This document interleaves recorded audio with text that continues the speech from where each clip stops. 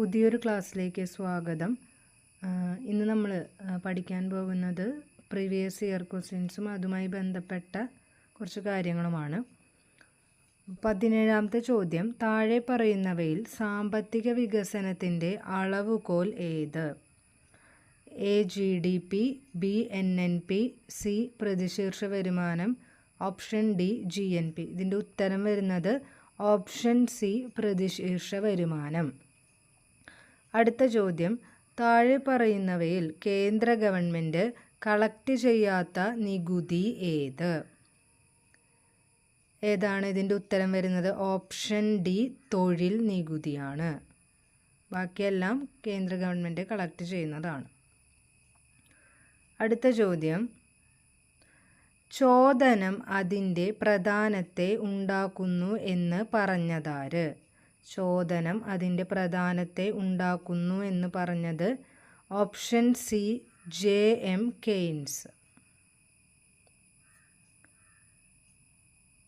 ഇനി 20ാമത്തെ ചോദ്യം, കാലക്രമത്തിൽ എഴുതുക. അതായത് രാഷ്ട്രപതിമാരുടെ പേര് തന്നിട്ടുണ്ട്. സക്കീർ ഹുസൈൻ, സർവേപ്പള്ളി രാധാകൃഷ്ണൻ, രാജേന്ദ്ര പ്രസാദ്, VV ഗിരി. അപ്പോൾ ഇതിൻ്റെ ഉത്തരം വരുന്നത് ഓപ്ഷൻ ബി ആണ്, CBAD. അതായത് ഈ തന്നിരിക്കുന്ന രാഷ്ട്രപതിമാരിൽ ആദ്യം രാജേന്ദ്ര പ്രസാദ്, അതിനുശേഷം സർവേപ്പള്ളി രാധാകൃഷ്ണൻ, ദെൻ സക്കീർ ഹുസൈൻ, ആൻഡ് ലാസ്റ്റാണ് VV ഗിരി. ഇനി ഇതുമായി ബന്ധപ്പെട്ട കുറച്ച് കാര്യങ്ങൾ നോക്കാം. ഇന്ത്യയുടെ പ്രഥമ രാഷ്ട്രപതിയാണ് രാജേന്ദ്ര പ്രസാദ്. അതുപോലെ തന്നെ ഏറ്റവും കൂടുതൽ കാലം രാഷ്ട്രപതിയായിരുന്ന വ്യക്തിയാണ് ഡോക്ടർ രാജേന്ദ്ര പ്രസാദ്. ഇനി സർവേപ്പള്ളി രാധാകൃഷ്ണൻ, അദ്ദേഹവുമായിട്ടുള്ളൊരു പോയിൻ്റ്, ഉപരാഷ്ട്രപതി ആയതിനു ശേഷം രാഷ്ട്രപതിയായ വ്യക്തിയാണ് ഡോക്ടർ S രാധാകൃഷ്ണൻ. ഇനി ഭരണഘടനാ പദവിയിലിരിക്കെ ഭാരതരത്നം നേടിയ ആദ്യ വ്യക്തി ഡോക്ടർ S രാധാകൃഷ്ണനാണ്. 1954 അദ്ദേഹത്തിന് ഭാരതരത്ന ലഭിക്കുന്നത്. പിന്നെ ഇന്ത്യയുടെ രണ്ടാമത്തെ രാഷ്ട്രപതിയാണ് ഡോക്ടർ S രാധാകൃഷ്ണൻ. അടുത്തത് സക്കീർ ഹുസൈൻ എന്ന് പറയുന്നത് ഏറ്റവും കുറച്ചുകാലം രാഷ്ട്രപതിയായിരുന്ന വ്യക്തിയാണ് സക്കീർ ഹുസൈൻ. അതുപോലെ തന്നെ അധികാരത്തിലിരിക്കെ അന്തരിച്ച ആദ്യ ഇന്ത്യൻ രാഷ്ട്രപതിയും കൂടിയാണ്. അപ്പം നേരത്തെ പറഞ്ഞിരുന്നു ഏറ്റവും കൂടുതൽ കാലം രാഷ്ട്രപതിയായിരുന്നത് രാജേന്ദ്ര പ്രസാദാണ്.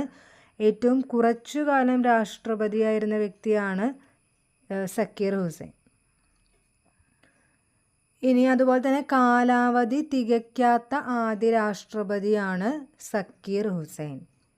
ഇനി ഓപ്ഷൻ ഡി VV ഗിരിയുമായി ബന്ധപ്പെട്ട കുറച്ച് കാര്യങ്ങൾ നോക്കാം. രാഷ്ട്രപതിയായ 4ാമത്തെ വ്യക്തിയാണ് VV ഗിരി.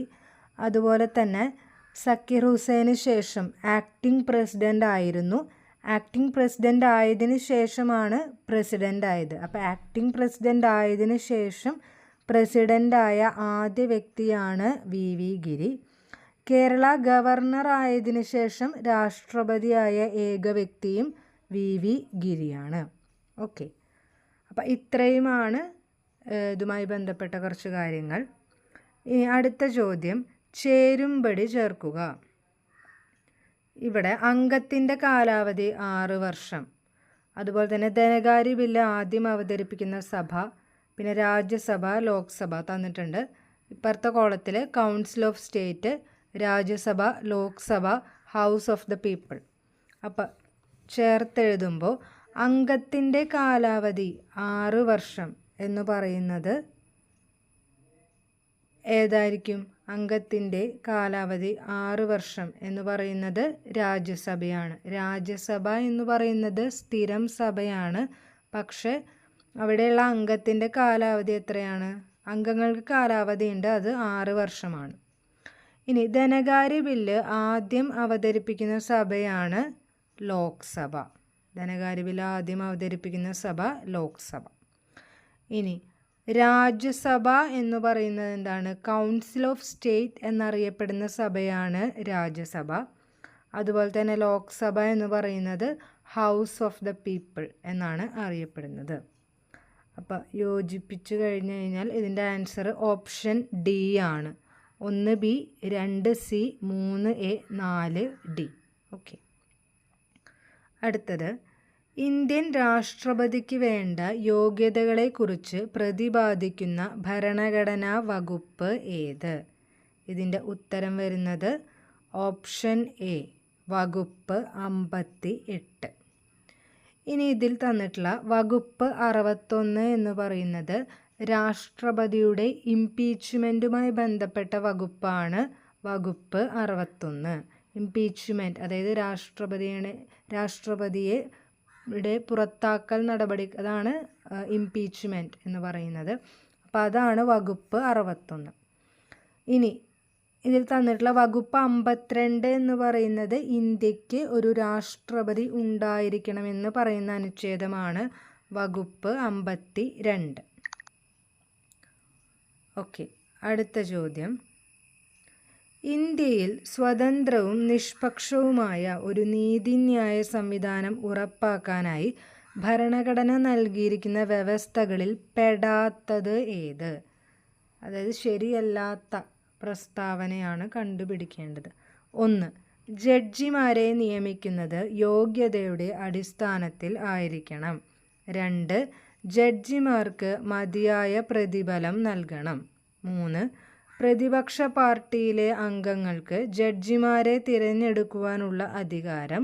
4. ജഡ്ജിമാരുടെ കാലാവധിക്ക് ഉറപ്പ് നൽകുക. അപ്പോൾ ഇതിൻ്റെ ഉത്തരം വരുന്നത് ഓപ്ഷൻ സി ആണ്, 3 ഓൺലി. അതായത് പ്രതിപക്ഷ പാർട്ടിയിലെ അംഗങ്ങൾക്ക് ജഡ്ജിമാരെ തിരഞ്ഞെടുക്കാനുള്ള അധികാരം ഇല്ല. ബാക്കി എല്ലാ പ്രസ്താവനയും ശരിയാണ്.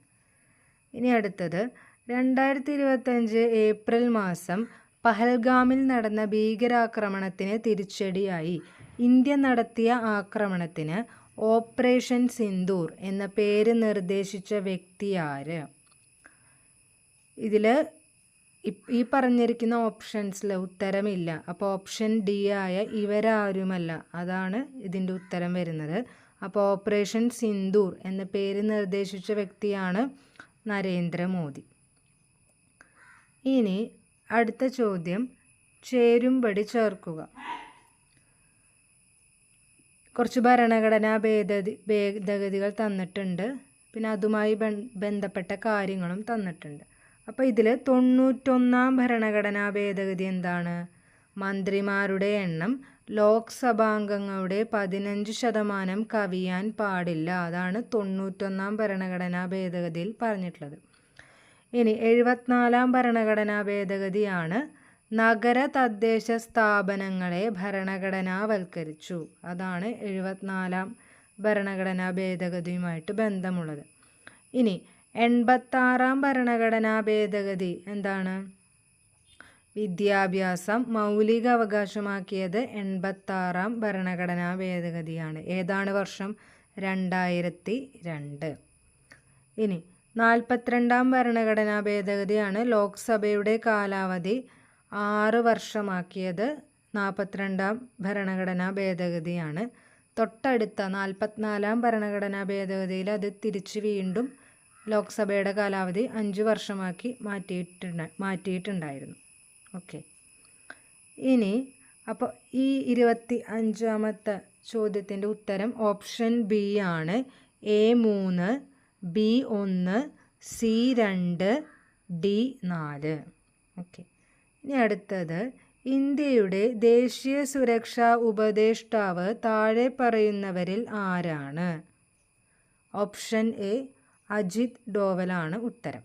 അപ്പോൾ ഇന്ത്യയുടെ നിലവിലെ ദേശീയ സുരക്ഷാ ഉപദേഷ്ടാവ് അജിത് ഡോവൽ. ഇനി അടുത്തത്, സംസ്ഥാന തിരഞ്ഞെടുപ്പ് കമ്മീഷനുമായി ബന്ധപ്പെട്ട് താഴെ കൊടുത്തിരിക്കുന്ന പ്രസ്താവനകളിൽ ശരിയായത് ഏത്? അപ്പോൾ ശരിയായതാണ് കണ്ടുപിടിക്കേണ്ടത്. 1. ഭരണഘടനയുടെ 243K വകുപ്പ് സംസ്ഥാന തിരഞ്ഞെടുപ്പ് കമ്മീഷനെ കുറിച്ച് പ്രതിപാദിക്കുന്നു.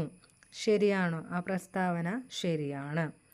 ഇനി 2, സംസ്ഥാന നിയമസഭയിലേക്കും തദ്ദേശ സ്വയംഭരണ സ്ഥാപനങ്ങളിലേക്കുമുള്ള തിരഞ്ഞെടുപ്പിന് മേൽനോട്ടം വഹിക്കുന്നത് സംസ്ഥാന തിരഞ്ഞെടുപ്പ് കമ്മീഷനാണ്. അത് തെറ്റായ പ്രസ്താവനയാണ്.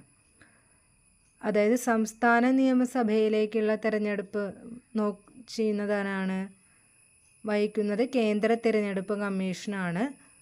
തദ്ദേശ സ്വയംഭരണ സ്ഥാപനങ്ങളിലേക്കുള്ള തിരഞ്ഞെടുപ്പാണ് സംസ്ഥാന തിരഞ്ഞെടുപ്പ് കമ്മീഷൻ നടത്തുന്നത്. ഇനി ഹൈക്കോടതി ജഡ്ജിക്ക് വേണ്ടി നിർവചിച്ചിരിക്കുന്ന അടിസ്ഥാനത്തിലും രീതിയിലുമല്ലാതെ സംസ്ഥാന തിരഞ്ഞെടുപ്പ് കമ്മീഷണറെ കാലാവധിക്ക് മുൻപായി ആ പദവിയിൽ നിന്ന് മാറ്റാൻ കഴിയില്ല. അതും ശരിയായ പ്രസ്താവനയാണ്. അപ്പോൾ ഓപ്ഷൻ സി ആണ് ആൻസർ. 1, 3 എന്നിവ മാത്രം ശരിയാണ്.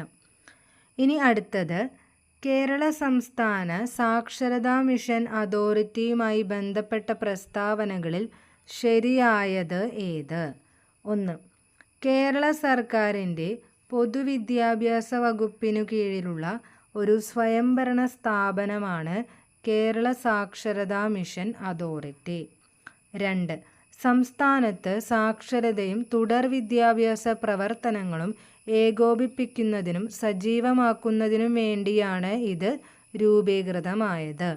3, കേരള സാക്ഷരതാ മിഷൻ അതോറിറ്റിയുടെ ചെയർമാൻ വിദ്യാഭ്യാസ വകുപ്പ് മന്ത്രിയാണ്. ഇതിൻ്റെ ആൻസർ എന്ന് പറയുന്നത് ഓപ്ഷൻ ഡി ആണ്. 1ഉം 2ഉമാണ് ശരിയായ പ്രസ്താവന. അപ്പോൾ മൂന്നാമത്തെ പ്രസ്താവന എന്തുകൊണ്ട് തെറ്റി? കേരള സാക്ഷരതാ മിഷൻ അതോറിറ്റിയുടെ ചെയർമാൻ എന്ന് പറയുന്നത് കേരള ചീഫ് മിനിസ്റ്ററാണ്. അപ്പം നിലവിലെ ചീഫ് മിനിസ്റ്റർ ആരാണ്? VD സതീശൻ. ഇനി അടുത്ത ചോദ്യം, സംസ്ഥാന ധനകാര്യ കമ്മീഷനുമായി ബന്ധപ്പെട്ട ശരിയായ പ്രസ്താവന ഏത്? സംസ്ഥാന ധനകാര്യ കമ്മീഷനെ നിയമിക്കുന്നത് സംസ്ഥാന ഗവർണറാണ്. അത് ശരിയാണ്. രണ്ടാമത്തെ പ്രസ്താവന, തദ്ദേശ സ്വയംഭരണ സ്ഥാപനങ്ങളുടെ സാമ്പത്തിക സ്ഥിതി അവലോകനം ചെയ്ത് ശുപാർശകൾ സമർപ്പിക്കാൻ നിയുക്തമായതാണ് സംസ്ഥാന ധനകാര്യ കമ്മീഷൻ. ആ പ്രസ്താവനയും ശരിയാണ്. 3, കേരളത്തിൽ ഇതുവരെ 7 ധനകാര്യ കമ്മീഷനുകൾ നിലവിൽ വന്നിട്ടുണ്ട്. അപ്പോൾ ഇവിടെ എല്ലാ പ്രസ്താവനകളും ശരിയാണ്. അപ്പോൾ ഉത്തരം ഓപ്ഷൻ ഡി. ഇനി ഇതിൽ നിലവിൽ 7ാമത്തെ ധനകാര്യ കമ്മീഷനാണ്. അതിൻ്റെ ചെയർമാൻ ഒന്ന് നോട്ട് ചെയ്തോളൂ, ഡോക്ടർ KN ഹരിലാൽ. ഇനി ഓക്കെ, അപ്പോൾ ഇത്രയുമാണ് ഈ ഒരു സെക്ഷനിൽ ഡിസ്കസ് ചെയ്യുന്നത്. Thank you.